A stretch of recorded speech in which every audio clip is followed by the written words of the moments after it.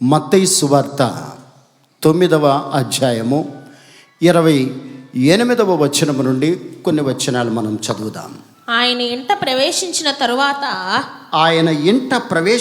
తరువాత ఆ గ్రుడ్డివారు ఆయన యొద్దకు వచ్చిరి. యేసు నేను ఇది చేయగలనని మీరు నమ్ముచున్నారా అని వారిని అడగగా వారు నమ్ముచున్నాము ప్రభువా అని ఆయనతో చెప్పిరి. అప్పుడు ఆయన వారి కన్నులు ముట్టి మీ నమ్మిక చొప్పున మీకు కలుగును గాక అని చెప్పినంతలో వారి కన్నులు తెరవబడెను. ఆగుదాం ఒక్క నిమిషం. యేసుక్రీస్తు ప్రభుల వారు ఒక గ్రుడ్డివాడిని బాగు చేసినటువంటి స్థితి అక్కడ చూస్తూ ఉన్నాం. ప్రభువు వారిని అడిగినటువంటి ప్రశ్న, ఈ కార్యము నేను చేయగలనని నువ్వు నమ్ముచున్నావా? వాడేం సమాధానం చెప్పాడండి? హల్లెలూయా, నేను నమ్ముచున్నాను ప్రభువా. వాడు చెప్పినంతలోనే వాడు వెనువెంటనే వాడి సమాధానం ఏంటండి? నేను నమ్ముచున్నాను ప్రభువా. ఈరోజు ప్రభు మందిరములో అడుగుపెట్టిన నీ జీవితంలో ఒక ఆర్థిక ఇబ్బందితో నలిగిపోతూ ఉన్నావేమో, ఒక శరీర బలహీనతతో నువ్వు నలిగిపోతూ ఉన్నావేమో, ఓ కుటుంబ సమస్యతో నలిగిపోతూ ఉన్నావేమో, భార్యాభర్తల సమస్యలతో నలిగిపోతూ ఉన్నారేమో, బిడ్డల యొక్క ఎడ్యుకేషన్లో వేదన కలిగినటువంటి పరిస్థితులు ఉన్నాయేమో. ఈరోజు ప్రభు నన్ను ప్రశ్నిస్తున్నాడు, నువ్వు నమ్ముచున్నావా అంటే యేసుక్రీస్తు ప్రభుల వారికి నువ్వేం చెప్పాలంటండి? నేను నమ్ముచున్నాను ప్రభువా, నా పరిస్థితి నుంచి నువ్వు బయటకు తేగలవని నేను నమ్ముచున్నాను. వెంటనే వాడి జీవితంలో ఏం జరిగిందంటండి?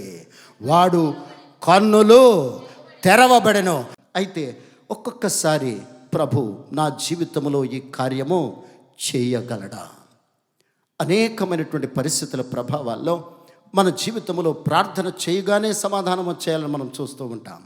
నీ జీవితంలో అన్బిలీఫ్ ఎప్పుడైతే వచ్చిందో, అన్బిలీఫ్ అంటండి ఒక బ్యాక్టీరియా లాంటిదంటండి.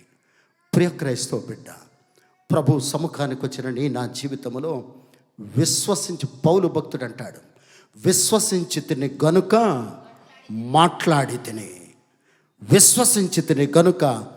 మాట్లాడి తిని. నువ్వు మాట్లాడు. ప్రభు ప్రొనౌన్స్ చేసి, ప్రభు ఆయన వాక్కుతో సృష్టి అంతటిని సృష్టించినటువంటి దేవుడు నీకు నాకు ఆ విశ్వాసపు వాక్కును మన నోట నుంచాడు. నిన్ను మాట్లాడమంటున్నాడు. నువ్వు ప్రొనౌన్స్ చేయి, యేసు నామములో ప్రొనౌన్స్ చేయి. నీ మాటగా కాక యేసు నామములో నేను ఎప్పుడైతే మాట్లాడడం ప్రారంభిస్తామో, విశ్వాసముతో నువ్వు ఎప్పుడైతే మాట్లాడతావో, వాడు ఏం చెప్తున్నాడంటండి? నువ్వు స్వస్థపరచబడతానని నమ్ముతున్నావా అంటే వాడు విశ్వాసముతో నేను నమ్ముచున్నాను ప్రభువా అనగానే వాడికి ఏం జరిగిందంటే వాడి కన్నులు తెరవబడినటువంటి స్థితి అక్కడ చూస్తూ ఉన్నాం. ప్రియ క్రైస్తవ సంగమా, అన్బిలీఫ్ ఎప్పుడైతే వచ్చిందో, దేవుడు ఉండవలసినటువంటి ఆ స్థానములో మరొక దేవుణ్ణి మనము తీసుకొచ్చి పెట్టాం. ఆ దేవుడు ఎవరంటే అవిశ్వాసం, అన్బిలీఫ్ ఎప్పుడైతే మన జీవితంలో వచ్చిందో, దేవుడు నివాసము చేయవలసినటువంటి ఆ స్థలములోనికి అన్బిలీఫ్ నివాసం చేయటానికి నేను పెట్టుకున్నటువంటి వారమైతే విడుదలనేది మనం చూడలేం. అదే రీతిగా అన్బిలీఫ్ ఎప్పుడైతే వచ్చిందో, ప్రభువు అసాధ్యాలను సాధ్యపరిచేటువంటి దేవుడు. అసాధ్యము సాధ్యపరుస్తాడు అనేటువంటి ఆ విశ్వాసము లేకుండా అన్బిలీఫ్తో జీవించినంత కాలము దేవుడు నా జీవితంలో ఈ కార్యం అనేది చెయ్యలేడు. నీ థాట్స్లో కూడా నువ్వు నమ్మలేని వాడిగా నీ జీవితాన్ని కొనసాగిస్తూ ఉంటావు. ప్రియ క్రైస్తవ బిడ్డలారా, ఏ విధమైనటువంటి సిచ్యువేషన్లో నువ్వు ఉన్నావో, నువ్వు ఉన్నటువంటి సిచ్యువేషన్లో దేవుని యొక్క పవర్ కంటే నీ సిచ్యువేషన్ నువ్వు ఎక్కువగా చూసినటువంటి దాని పవర్ ఏమైపోయిందంటండి? అత్యధికమైపోద్దండి. మా బాధలు, మా కష్టాలు, మా వేదనలు భరించలేకపోతున్నామన్నామంటే దాని పవర్ అత్యధికమైపోయి దేవుని యొక్క పవర్ ఏమైపోయిందంటండి? డిమినిష్ అయిపోయింది. ఈరోజు ప్రభు సన్నిధికి వచ్చిన మన జీవితాల్లో నా దేవుడు గొప్పవాడని నువ్వు చెప్పాలి. నా దేవుడు శక్తి కలిగిన దేవుడని నువ్వు చెప్పాలి. నా దేవుడు పరలోకములో ఉన్నటువంటి కార్యాలు భూలోకములో నెరవేర్చే దేవుడని నువ్వు నేను చెప్పవలసినటువంటి వారమై ఉన్నాం. మనలో ఫెయిత్ అనేది ఉంటే దేవుని కార్యము చేయడానికి, ప్రభువుని అడగడానికి ఫెయిత్కి ఏముందంటండి? ధైర్యం ఉందంటండి. నీలో విశ్వాసమే ఉన్నట్లయితే, ప్రభువా ఈ కార్యము నువ్వు చేయగలవని దేవుణ్ణి అడిగేటువంటి ధైర్యం ఎప్పుడొస్తుందంటండి? నీలో విశ్వాసం ఉన్నప్పుడే. అవిశ్వాసం ఉన్నప్పుడు నా దేవుడి కార్యము చెయ్యలేడు. ప్రియ క్రైస్తవ సంగమా, ప్రభు పాదాల యొద్దకు వచ్చిన మన జీవితాల్లో ఏ రీతిగా విశ్వసిస్తున్నాం? ఆయన వాక్కు అద్భుతమైనటువంటి పరిశుద్ధాత్మ ప్రేరేపణతో లిఖింపబడినటువంటి వాక్యం అది. ఆ వాక్కులో పవర్ ఉంది. ఆయన వాగ్దానాల్లో పవర్ ఉంది. ఏ వాగ్దానాన్నైనా నువ్వు ఉచ్చరించినప్పుడు యేసు నామములో నువ్వు ఉచ్చరించినటువంటి బిడ్డవైతే, యేసు నామములో నువ్వు ప్రొనౌన్స్ చేయగలిగినటువంటి బిడ్డవైతే, విశ్వాసముతో యేసు నామములో నువ్వు ఎప్పుడైతే ప్రొనౌన్స్ చేస్తావో, ప్రభువు నిశ్చయముగా తన శక్తివంతమైనటువంటి ఆత్మతో దర్శించి విడుదల అనుగ్రహించగలడు. దేవుని పరిశుద్ధ నామమునకు మహిమ కలుగునుగాక. ఎందుచేతనంటే, భక్తుడైనటువంటి దావీదుని మనం చూస్తే, దావీదు గొర్రెలు కాసుకునేటువంటి కాపరి. 91వ సంకీర్తనకు వచ్చే సమయానికి 91వ సంకీర్తన 15వ వచనాన్ని ఒక్కసారి మనం చదవగలిగినట్లయితే, అతడు నాకు మొరపెడితే చాలంటండి, నేను అతనికి ఉత్తరం ఇచ్చేదను. అతడు నాకు మొరపెడితే నేను అతనికి ఉత్తరం ఇస్తాను. శ్రమలో నేను అతనికి తోడై ఉండేదను. అతను విడిపించి అతనికి గొప్ప చేసేదను. హల్లెలూయా. చూసారా అండి? అతడు నాకు మొరపెడితే నేను అతనికి ఉత్తరం ఇచ్చేదను. ఈరోజు నువ్వు నేను ప్రస్తుతమైనటువంటి పరిస్థితులను బట్టి ఎక్కడ నువ్వు మొరపెట్టగలుగుతూ ఉన్నావు? ఏ ప్రదేశంలో నువ్వు మొరపెట్టడానికి నువ్వు ఇష్టపడుతూ ఉన్నావు? శోధనలు రావని దేవుని యొక్క దైవ గ్రంథంలో వ్రాయబడలేదు. శోధనలు వస్తాయి, కష్టాలు వస్తాయి, బాధలు వస్తాయి, వ్యాధులు వస్తాయి, అనేకమైనటువంటి పరిస్థితులు మన జీవితాల్లో వస్తూ ఉంటాయి. కానీ దేవుని బిడ్డలకు ఏముందంటండి? విడుదల ఉంది. ఈరోజు క్రైస్తవ బిడ్డలు మొరపెట్టలేని వారిగా దేవుని పాదాల దగ్గర కూర్చుని, ప్రభువా నా పరిస్థితి ఇది ప్రభువా అని చెప్పలేని వారిగా జీవించే జీవితాలు ఉండబట్టే సతమతం అయిపోతూ, అవిశ్వాసానికి చోటించుకుంటూ, అటు ఇటు ఆలోచనలు కలిగి అనేకమైనటువంటి వేదన కలిగినటువంటి జీవితాలే కొనసాగిస్తున్నామే తప్ప, నా దేవుడు గొప్పవాడు, నా దేవుడు మొరపెడితే నాకు దైవ సమాధానం ఇచ్చేటువంటి దేవుడని విశ్వసించలేని వారిగానే మన జీవితాలు కొనసాగిస్తూ ఉన్నాం. ఆ గుడ్డివాడు ఏం చేశాడంటండి? ప్రభు వాడిని అడిగిన మాట, నేను నిన్ను బాగు చేయగలను, నమ్ముచున్నావా అంటే ఇన్స్టెంట్గా వాడు ఏం చెప్తున్నాడని, నమ్ముచున్నాను. ఈరోజు నువ్వు నేను నమ్మగలుగుతున్నామో లేదో ఒక్కసారి మనంతట మనముగా పునర్విమర్శ చేసుకోవలసిన వారమై ఉన్నాం. ఎందుచేతనంటే మన పరిస్థితులకి దేవుని యొక్క దైవ లేఖనానికి వ్యతిరేకంగా కనిపిస్తూ ఉంటాయి. కానీ దేవుడు చేసే కార్యం ఏంటంటండి?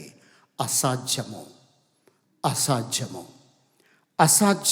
అన్న కార్యాన్ని సాధ్యపరిచే దేవుడు.